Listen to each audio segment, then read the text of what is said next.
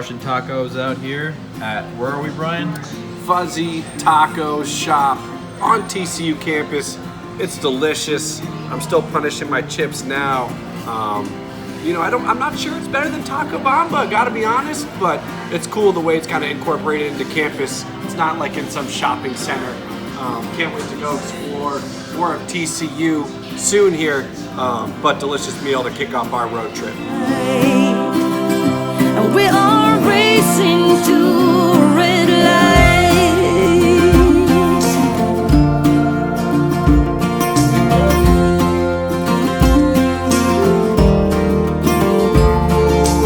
Don't get me wrong, I'm not trying to swear free. I'm just as bad as you, and sometimes words you see. Well, what can I say?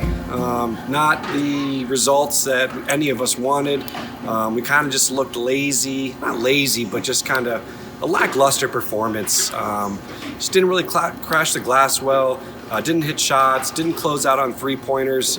Their guys, Bain just kind of did whatever he wanted, hit threes. Their whole squad hit a bunch of threes. I think Bain was 5 for 7 from the three-point line, got into the paint after that. As soon as your opponent is hitting whatever three they want, all of a sudden now they can shot fake, get by you, drive to the bucket, and they just got easy bucket after easy bucket. For a while there, I thought we were going to lose by 40. It just was a really tough game. And, I talked to Paulsen a little bit after the game and just kind of asked him, what is his approach after a game like this? Is he living in the locker rooms? Is he slamming lockers and throwing clipboards and calling people out by name? And he said no. He said, I think this is just a game that you kind of, you put beside yourselves. I mean, it's kind of an outlier of the season so far. Yeah, quality win, quality opponents, Maryland and now TCU both kind of blew us out. So that shouldn't have us too optimistic heading into VCU. But that being said, we still are 11-2. Still got some good wins at the Cayman Classic. And you just got to hope that the guys find the will to win and their energy and get their swagger back come noon on Sunday at home versus VCU. Me and the Associated Press writer caught up with Paulsen after the game, and this is what he had to say. Coach, you talked about just some defensive struggles there. Would you attribute that to mismatches at all, like Bain or the big guy? Well, certainly Bain is really good, and physically, is a man, and the big guy is really good, and physically is a man. So certainly that was part of it.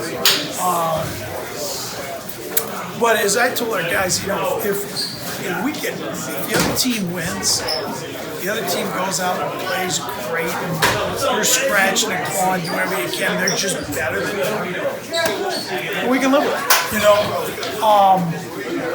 But there were too many unforced defensive errors and rotations and lack of communication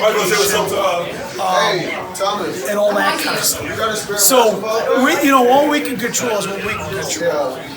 Bain's a terrific player, and the Xaiver kid is, is a monster, and but that's what we'll focus on. And we told our guys, if you play your non-conference season to play against variety of styles, variety of competition, and to learn about your team.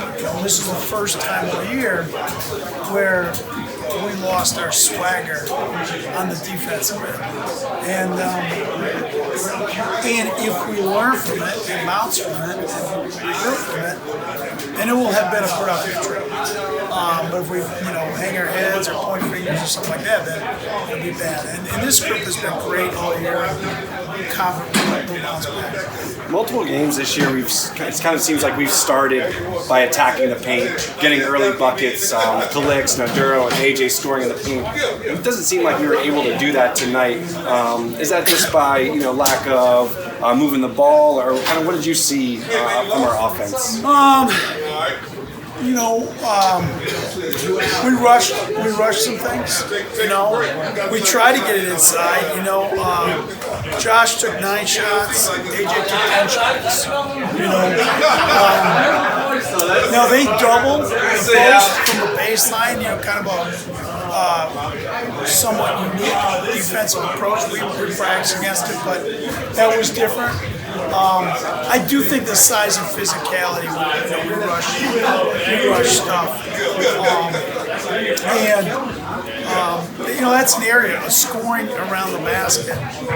We have to get better at. That's been a little bit of an issue for us, just in general. And last question, sometimes on the sidelines you can get pretty animated, pretty angry. Is this a game which you go back into the locker room and lose it on your players, or you keep your composure? Can you talk to us about what the locker room was like after this game? Angry? No, in locker room afterwards, it's like statements of fact. There's no need. The anger at times is well placed and is appropriate. In this case, I didn't think it was. It was, here's where we're at. And there's tactical things that we can learn from the tape. But in the end, it was how many times would guys miss shots where eyes hit the floor, or a guy hits a tough shot at the end of the shot clock. Guys hang their heads. There's just way too much of that we haven't seen from this team. And that's, I don't know how good the camera angle would be, but if it's a good enough angle, that would be the stuff I'd show. If you're a good player and a good team, a person could come in and watch a game and not know if you're 8 for 8 or 1 for 8, or not know if you're up 12 or down 12. You got body language, you should have that swagger. I missed this one, but I'm going to hit the next one. Or you hit a tough one, but you were lucky. I'm going to get you stopped the next time. And that's what we have to develop. And if that comes out of this trip, then it will have been, a long-term positive. Obviously, a short-term negative right now. Awesome. Thanks so much, Coach. Good luck for VCU. All right. We're on this trip, and I got to just thank them. KMN Law Firm. They're our partners. They're sending us to all the away games this season. If you need a lawyer, contact them at kmnlawfirm.com. And so every single game, we're going to have a KMN Law Firm player of the game. Today, it had to be XJ. When we needed the energy, he brought it off the bench. Hit threes, got to the bucket, was active on defense, just really kind of showed us that he can be that spark plug that we need, and eventually is going to be a starter for this team. So I had to chat with him after the game, let him know his accomplishment of being the KMN Law Firm player of the game. He wasn't that excited. You could see he was disappointed. Didn't really want to talk to me for that long. But here's the interview. This is Bryan of By George here with the KMN Law Firm player of the game. Obviously not the result we're looking for, but you battled your tail off all game long. How do you find the fight in a game like that? We just had a lot of adversity against us. They were hitting a lot of shots on offense. We just had to keep on, just coach us pounding on, so we just had to keep on fighting. We couldn't put our head down and just power and just shut it down. So I just tried to go out and fight till the clock stopped.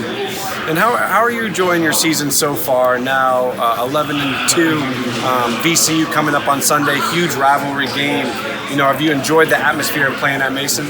I've definitely enjoyed it a lot. It's a lot of fun playing in front of our crowd. It's just a lot of fun, and I'm looking forward to getting back there. This is a game that we just got to get out of our system. I'm happy. I think this will prepare us for what we have to play VCU. And in Texas, did you get to do anything while you were here? Did you explore, or was it just all business? It was all business. We got down here. There's some team meals together. And say something to the fans. Like, do they really drive you during games? Yeah, school's on break right now, but we need the fans to get there. Do they help drive your energy during the game? Oh, they definitely help drive our energy. When we go out there make plays and they're out there cheering us on, it just gives us even more energy. Maybe when we're tired, but they just help us keep pushing through it and just keep pushing. Thanks so much. Again, it's KMN player of the game. Good job. He said that Coach Paulsen told them you got to keep pounding the rock. When things aren't going your way, you can't quit. And Paulsen said, as you heard in his post-game interview, that he thought our players put their head down too much, sulked after missed shots, weren't getting calls that they wanted. We were in early foul trouble to start the first half, and you could just kind of see it deflated us. And Paulsen said, and it was a quote that I think resonated with me, and it's something that I'm going to remember. He said, whether you're 1 for 8 or you're 8 for 8, no one in the gym should know. After every single shot, your demeanor needs to be the exact same. And he's right. Too many times today did we find ourselves feeling sorry for us, and just and just taking ourselves out of the game. And that's how a lead like that can grow to 20 plus. And so, I thought that was an awesome quote. It's something that, I think Paulsen's right. And I was watching Paulsen today. Wasn't as fiery on the bench. I think he just kind of knew. Once the game kind of got away from us, he just had to take a seat and let the players figure it out themselves. And maybe this is a good thing heading into A10 play. Mason Twitter is blowing up right now.